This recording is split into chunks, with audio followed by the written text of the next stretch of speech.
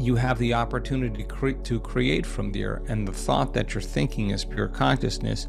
The more coherent your brain, the more refined and coherent the signal, the clearer the blueprint. Now, that's just part of the blueprint that tends to be electrical in nature. Hello and welcome to the Pacific Channel. I'm your host, Steve Doherty. In this audio clip, a woman asked Dr. Joe an interesting question about how to manifest from the quantum field.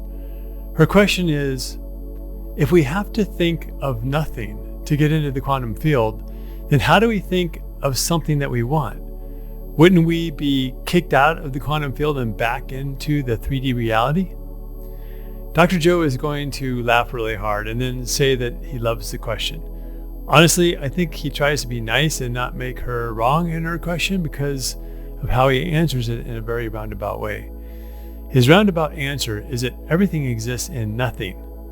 He's going to say, for example, that the planets are residing in nothing and that only magnetism and gravity hold them where they are.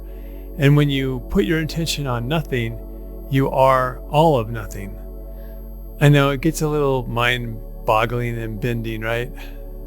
So in that nothingness is energy and frequency and thought. In that quantum world, you are thought and consciousness with infinite possibilities. Dr. Joe is going to explain how there is no separation between anything, and how when you have brain coherence, you can manifest what you want from the quantum field. But he doesn't say anything that indicates that you should try to think about what you want while you're in deep meditation and having heart and brain coherence. The point is that there is sort of a flaw in the premise of the question, but Dr. Joe doesn't want to make this woman wrong. You don't create while you meditate. You align with who you really are when you meditate. And the byproduct of that is manifesting what you want. You just have to become a vibrational match to what you want by raising your vibration. Your life of contrast already helped you to see what you don't want, so you could be more clear about what you do want. And the more contrast you experienced, the more powerful your rockets of desire were shot out into the quantum field for what you do want. But also, and this is a key point, you can set an intention before you meditate for what you want to help align yourself with it. But that's the only time you need to do that. Before the meditation, not during. Let's listen to Dr. Joe's explanation and then we'll discuss it further. I'm your host, Dr. Joe Dispenza. Let's begin. Thank you so much. Thank you so much, Dr. Joe, for everything you've done. It's been a life changer. I kind of had a technical question for you regarding how to come up with things in the quantum field. So how do we send out a thought in the quantum field if a thought will have us thinking of something rather than nothing? And consequently, wouldn't we be naturally kicked out of the quantum field and back to the 3D reality? Well, I love the question. Thank you so much. This is a question that a lot of people actually have, and I'm going to answer it on two levels, because for those people that haven't been to week-long retreat or haven't been, practicing synchronizing their energy for synchronizations or synchronicities in their life, it may be a little bit abstract. So,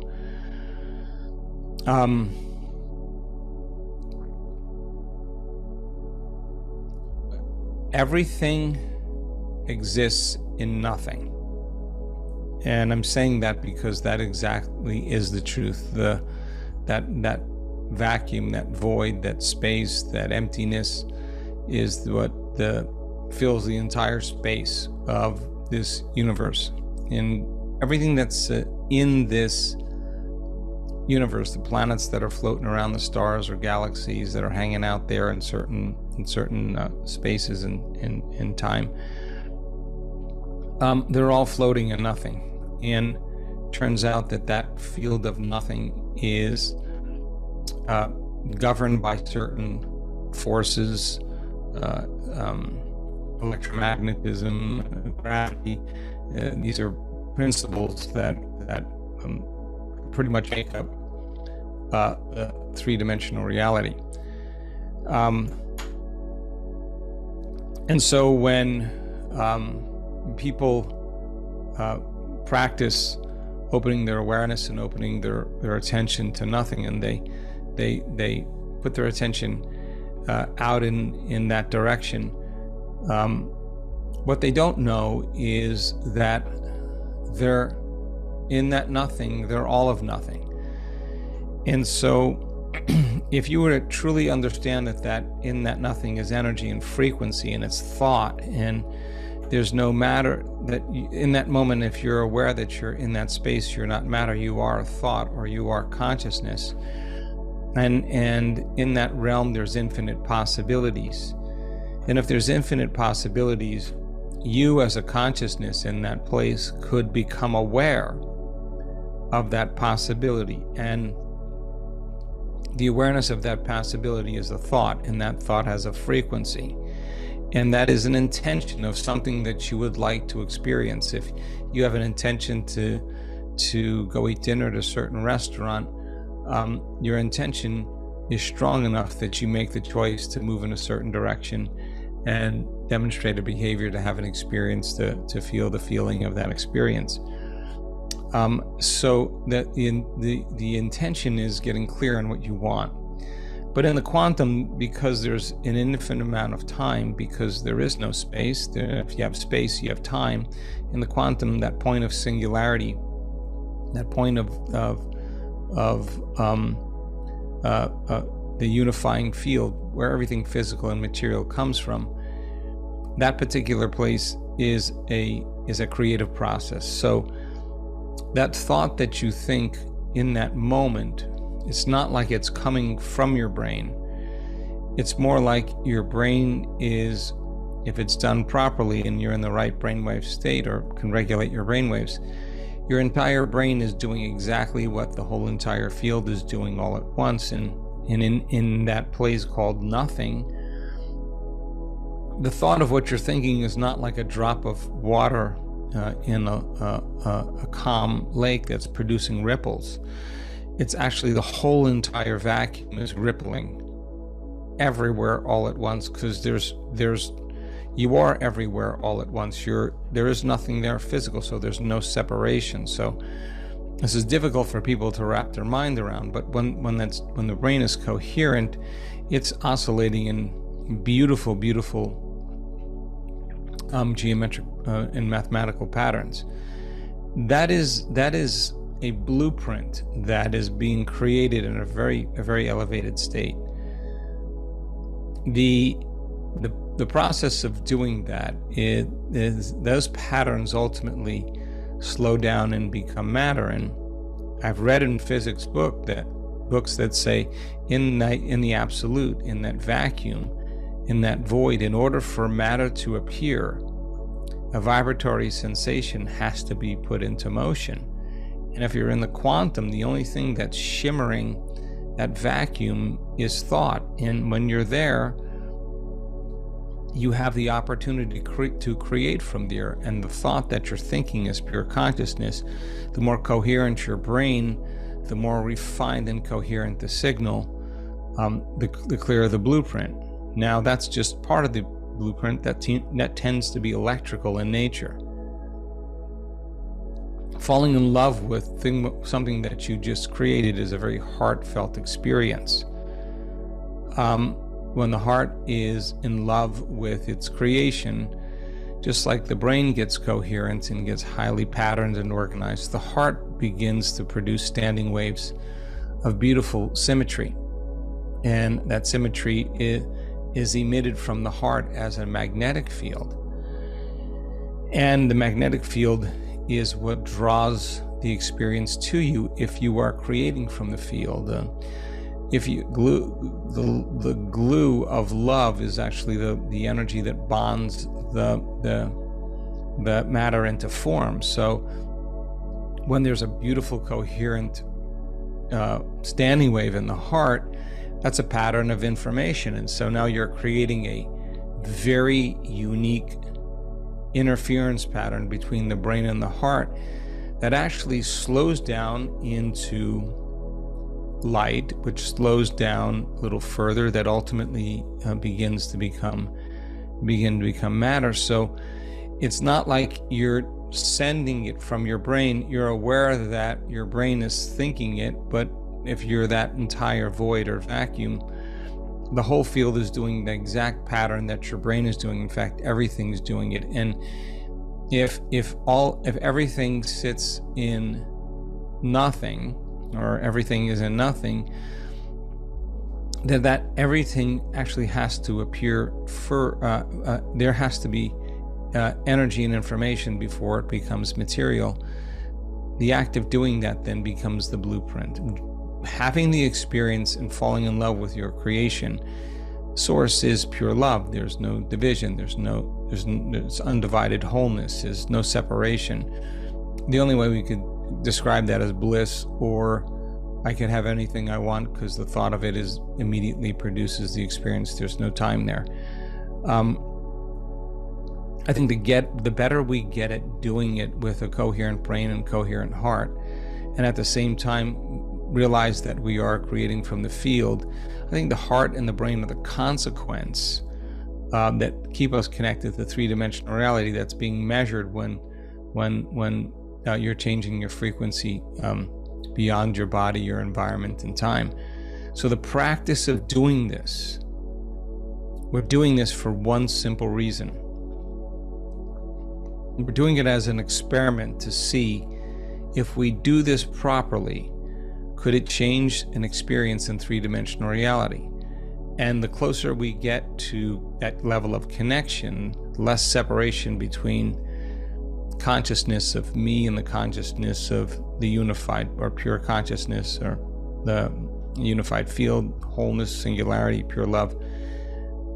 The less separation I have, the more whole I feel when I create. The shorter amount of time it should appear in three-dimensional reality. The consequence of tuning in and opening our awareness and moving out of survival is what creates those beautiful patterns. And those patterns are happening all the way down to the resonance of what's going on in the physical body. That is the projection or the slowing down of energy to material world. But there are patterns that are happening in the field that are actually influencing matter. So the practice of creating that kind of brain coherence and heart coherence is really creating a Wi-Fi signal to see if you can begin to see effects in your life as a result of you at cause. We would love to give back to our Pacific family for all the love and support they have given us. We are offering 2 lucky winners a ticket to Dr. Joe Dispenza's week-long retreat in Sunshine Coast, Australia, worth $2,300 each. To enter the giveaway, you must be a subscriber to our channel Pacific. Like this video, comment how our channel has helped you. Share this video with any 5 people. And stay tuned on our channel as we will declare the winner soon. Please refer to the description below for more info. Good luck. So, according to Dr. Joe, when your heart is in coherence, it offers up a powerful magnetic field into the quantum field. But he doesn't really say that you can create from the quantum field by then thinking about what you want. I don't think that's the way he ever said to do it. What he says is that if your brain and heart are in coherence and you connect with the quantum field, then later you should be able to see some evidence of what you want in your life soon after. It should be very clear it came because you meditated and connected. But he doesn't really say that you should get into the quantum field and then think about what you want. And as I said earlier, that is pretty much what other teachers say too. Meditation is meant to connect to the quantum field or the universe. Life experience, intention, imagination, and visualization can be used to clarify what you want so that when you meditate, you can raise your vibration to match what you want to manifest. I've also heard it explained that our inner being or source energy has an imagination that is way more capable than we are to create our reality to our liking. This is why when you do this right, the universe will delight and surprise you with way more than you could have ever imagined. For example, if you think about that perfect person you want to manifest into your life, and you write down everything that you want, and then they do manifest, this is why usually they will have additional things about them that you absolutely love that you didn't even ask for.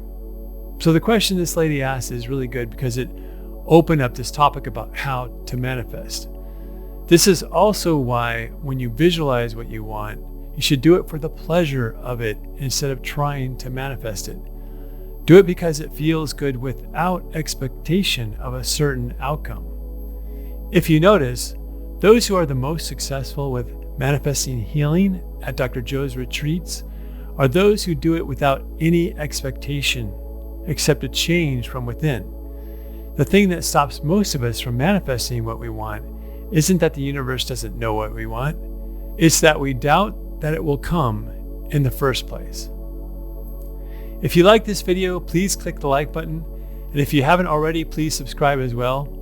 Our channel goal is to make it to at least 100,000 subscribers so that we can improve the content and offer you more things. We have 2 free group healing classes now. One is on Saturday every other week, and the other one is Sunday every other week. Please check the date and time in the description below, along with how to register for it. Also, I'd like to give a shout out to Faye Duhoney and Michelle Slayton. It's subscribers like you who make doing this work so enjoyable. And now, if you have any questions, please ask them below and I'll do my best to answer them, or leave a comment about what you think about this video. Thanks for watching, and I'll see you in the next video.